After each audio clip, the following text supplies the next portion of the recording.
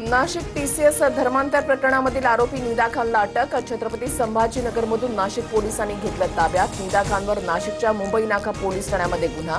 अटकपूर्व जामिनासाठी निदा खानचे प्रयत्न सुरू होते. उपमुख्यमंत्री एकनाथ शिंदेंच्या हेलिकॉप्टरला वादळी वाऱ्याचा फटका. जुहू एअरपोर्टवर हेलिकॉप्टरचं इमर्जन्सी लँडिंग.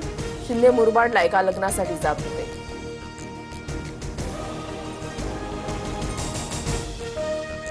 कल्याण डोंबिवलीसह ठाण्याच्या वातावरणामध्ये अचानक बदल. सर्वत्र सोसाट्याचा वारा आणि धुळीचं साम्राज्य. प्रवाशांसह नागरिकांची तारांबळ. राज्यातील अनेक जिल्ह्यांना आज अवकाळी पावसाचा तडाखा. नाशिक, नंदुरबार, अकोला, अमरावती, वाशिमसह बीडमध्ये पावसाच्या सरी. उकाड्यापासून नागरिकांना दिलासा.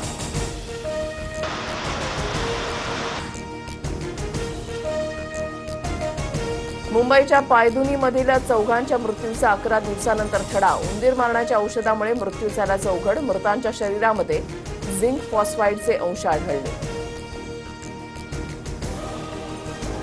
2029ला देखील सुनेत्रा पवार बारामतीमधून निवडणूक लढवतील. सुनेत्रा पवारांनी मुख्यमंत्री व्हावं अशी बारामतीकरांची इच्छा. जय पवारांचं वक्तव्य.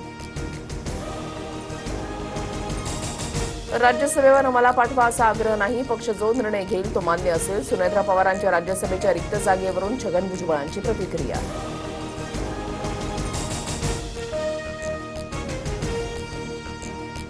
नाशिकमधील रिंग रोडवरून नवा वाद. महिलांवर दडपशाही सुरू असल्याचा राऊतांचा आरोप.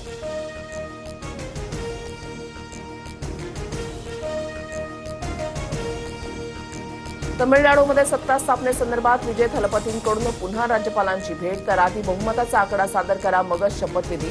राज्यपाल आर्लेकरांची भूमिका. सूत्रांची माहिती. पश्चिम बंगालमधील ममता बॅनर्जींचं सरकार बरखास्त. राज्यपाल RN रवींचे लेखी आदेश. ममता सरकारचा आज कार्यकाळ संपल्यानं निर्णय. ममता बॅनर्जींनी राजीनामा देण्यास दिला होता नकार.